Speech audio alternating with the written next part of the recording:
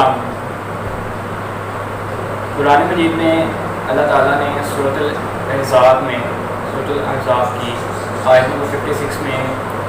ارشاد فرمایا ہے کہ اعوذ باللہ من الشیطان الرجیم بسم اللہ الرحمن الرحیم ان اللہ وملائکتہ یصلون علی النبی یا ایھا الذین آمنوا صلوا علیہ وسلموا تسلیما، جس کا ترجمہ یہ ہے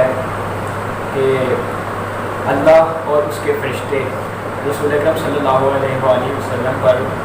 درود بھیجتے ہیں، تو اے ایمان والو تم بھی آپ صلی اللہ علیہ وآلہ وسلم پر درود و سلام بھیجا کرو۔ اب اس آیت میں اللہ تعالیٰ نے درود شریف پڑھنے کی فضیلت بیان کی ہے۔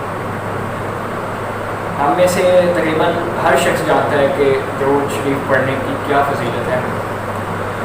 اور اس پر اگر کوئی بڑے عالم صاحب کوئی بیان دینا چاہیں تو وہ کافی لمبا بیان ہو سکتا ہے کہ اتنی زیادہ فضیلت ہے۔ یہ ایک واحد ایسا عمل ہے کہ جو دکھلاوے کے لیے بھی پڑھا جائے نا تو تب بھی قبول ہی قبول ہے۔ مطلب دکھلاوے سے مراد یہ ہے کہ جیسے ہم مختلف عبادات کرتے ہیں تو اس میں اگر دکھاوا آ جائے تو وہ سارا اس کا ثواب ختم ہو جاتا ہے، ضائع۔ دکھاوے سے مراد یہ ہے کہ ایسی کہ عبادت کرنے کی نیت اللہ تعالیٰ کی رضا کے علاوہ کوئی اور ہو جائے۔ مثال کے طور پر ایک بندہ ہے، نماز پڑھتا ہے مسجد میں، بڑے آرام سکون سے نماز پڑھتا ہے، لیکن اب اس کے آرام سکون سے نماز پڑھنے کی نیت یہ اللہ تعالیٰ کو راضی کرنے کے علاوہ نیت ہے کہ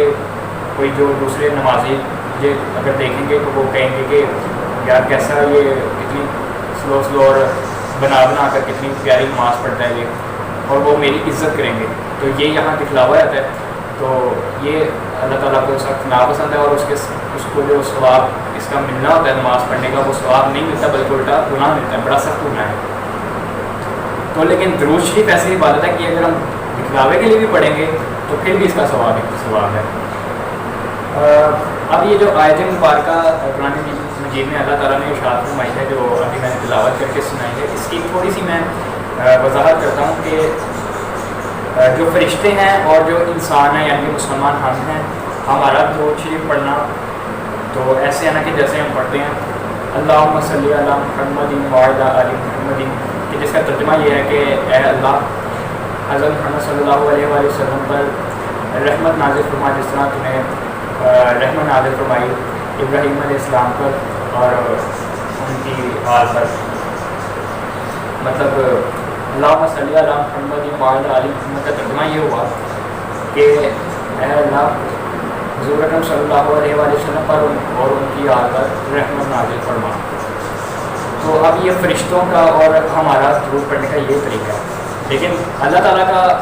حضور اکرم صلی اللہ علیہ وآلہ وسلم پر درود پڑھنے سے مراد یہ ہے کہ اب ظاہر اللہ تعالیٰ تو کسی سے یہ دعا کے طور پر نہیں نہ پڑھیں گے، وہ تو خود ساری کائنات کے مالک ہیں۔ تو اب اللہ تعالیٰ کا درود شریف پڑھنے کا مطلب یہ ہے کہ وہ ڈائریکٹ حضور اکرم صلی اللہ علیہ وآلہ وسلم پر رحمت نازل فرمائیں گے، برکتیں نازل فرمائیں گے، اور آپ صلی اللہ علیہ وآلہ وسلم کے درجات کو ڈائریکٹ بلند فرمائیں گے۔ اور یہی وجہ ہے کہ آج ہم دیکھتے ہیں کہ دنیا جہان میں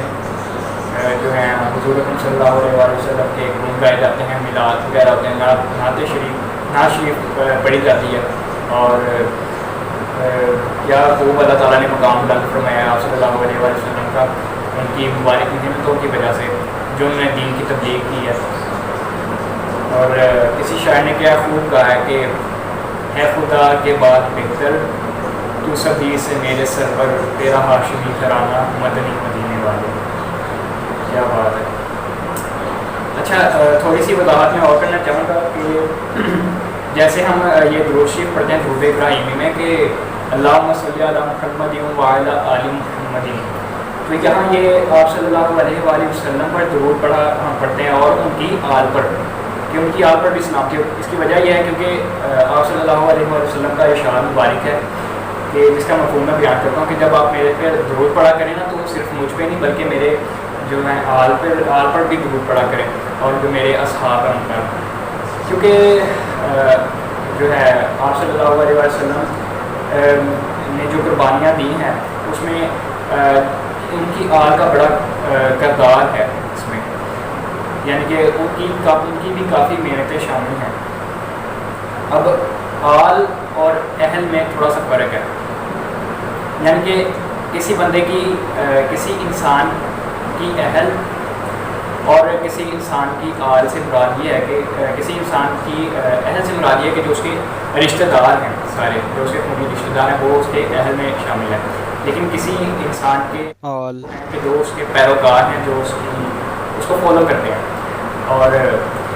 جو اب یہاں اگر حضور اکرم صلی اللہ علیہ وسلم کی آل سے ہم مراد لیں تو وہ یہ ہوگا کہ وہ تمام لوگ جنہوں نے حضور صلی اللہ علیہ وسلم کو فالو کیا، ان کے جو انہوں نے ارشادات میں جو ان کی تعلیمات ان پر عمل کیا اور دین کی تبلیغ میں ان کا ساتھ دیا، یہ سارے آل میں شامل ہوں گے۔ اسی وجہ سے ہم جو حضور اکرم صلی اللہ علیہ وسلم نے ارشاد میں کہ مجھ پر درود پڑھو اور ساتھ میری آل پر بھی درود پڑھو۔ یہ صرف انہوں نے ایسے نہیں کیا کہ یہ مجھ پر پڑھتے ہو، ایسے یہ بات نہیں فرمائی انہوں نے، بلکہ اپنی آل کا بھی خیال رکھا۔ اچھا ایک اور بات، اچھا اب درود شریف کی فضیلت کو مزید بیان کرتے ہوئے ایک حدیث دیکھنے کو ملتی ہے کہ حضور صلی اللہ علیہ وسلم نے بڑے خوبصورت ارشاد فرمایا کہ جس نے مجھ پر جمعہ کے دن 200 مرتبہ درود شریف پڑھا تو اس کے 200 سال کے گناہ معاف کر دیے گئے۔ کیا خوبصورت اور پیاری بات آپ صلی اللہ علیہ وسلم نے ارشاد فرمائی کہ جس نے 200 مرتبہ جمعہ کے دن ان پر درود پڑھا تو اس کے پچھلے 200 سال کے گناہ معاف کر دیے گئے۔ اچھا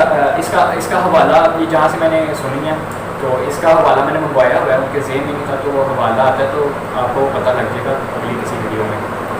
تو لیکن یہ میں انکلوڈ اس لیے کر رہا ہوں اس ویڈیو میں کیونکہ بڑی کثرت سے یہ حدیث سنائی جاتی ہے وہاں مسجد میں۔ اچھا اب میرے جیسے کچھ کمزور ایمان والے اور شیطانی ذہنوں والے جو انسان ہوں گے ان کے فوراً ذہن میں شیطانی وسوسہ اٹھے گا کہ ہم ایسا کرتے ہیں کہ جمعہ کے دن جو ہے 200 مرتبہ درود شریف پڑھ لیا کریں گے تو ہمارے جو پچھلا ہفتہ ہوگا اس کے گناہ معاف، پھر اگلا جمعہ ہے پھر 200 مرتبہ درود پڑھیں گے پھر پچھلے گناہ معاف۔ تو یہ بہت بڑی بے وقوفی ہے۔ اس کی میں ایک وضاحت یوں کرنا چاہوں گا کہ گناہ کا جو کی معافی کا قانون ہے نا وہ کچھ اس طرح سے ہے کہ کوئی بھی گناہ معاف تب ہوتا ہے کہ جب اس کی پکی سچی نیت کر لی جائے کہ وہ دوبارہ دہرایا نہیں جائے گا۔ اور اس میں نیت پکی سچی نیت کا ہونا بڑا ضروری ہے کہ اگر انسان نیت تو کر رہا ہے لیکن صرف زبان سے وہ کہہ رہا ہے، اس کا دل میں ارادہ یہی ہے،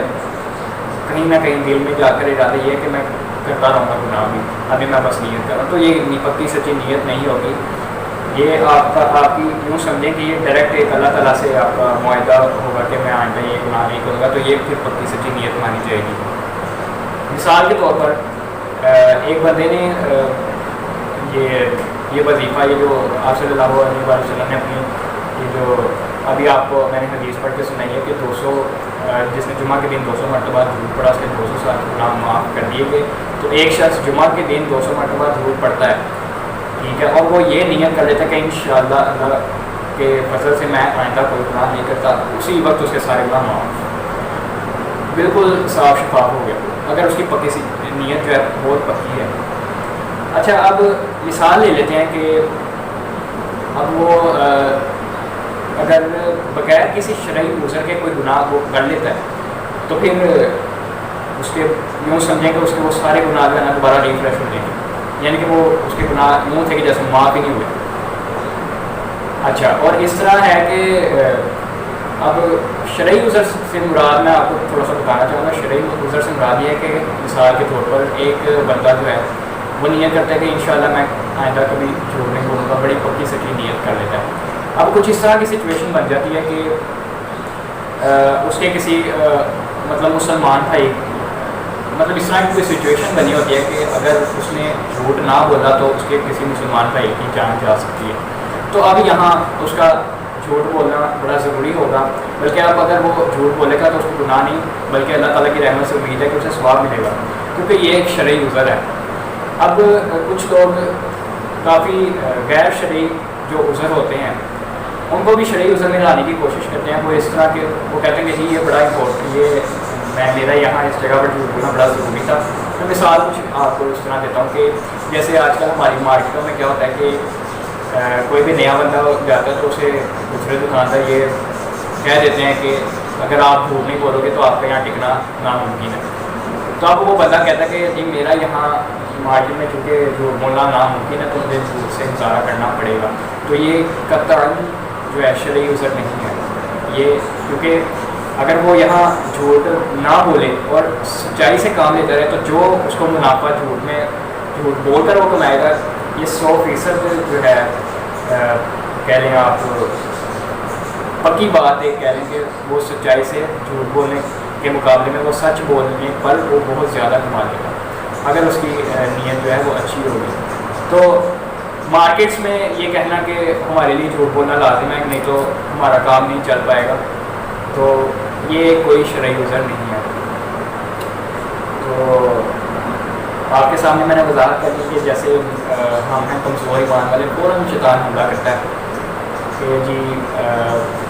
جیسے بھی کتنی پیاری کتنی خوبصورت بات جو ہے حضور صلی اللہ علیہ وسلم نے ارشاد فرمائی حضور شریف کی فضیلت کے حوالے سے, تو کیسا میرے ذہن میں آیا تھا یہ خیال, تو یہ بالکل غلط ہے. میں نے آپ کو یہ ایک حساب کا پروف کر کے دکھا دیا. آخر میں دیکھیں اللہ تعالیٰ سے یہ دعا کرتے ہیں کہ شیطانی وسوسوں سے ہمیں ہماری اللہ تعالیٰ حفاظت فرمائے, کیونکہ یہ شیطان جو ہے نا یہ اس نے مرتے دم تک پیچھا بالکل نہیں چھوڑنا. اس کی لڑائی جو ہے نا انسان کے ساتھ قیامت تک رہنی ہے, مسلمان کے ساتھ قیامت تک رہنی ہے. تو اللہ تعالیٰ سے دعا کیا کریں کہ کثرت سے دعا کیا کریں کہ بس شیطانی وسوسوں سے آپ بچے رہیں, کیونکہ یہ گناہ کی بہت بڑی جڑ ہے. تو اللہ تعالیٰ ہمیں عمل کرنے کی توفیق عطا فرمائے.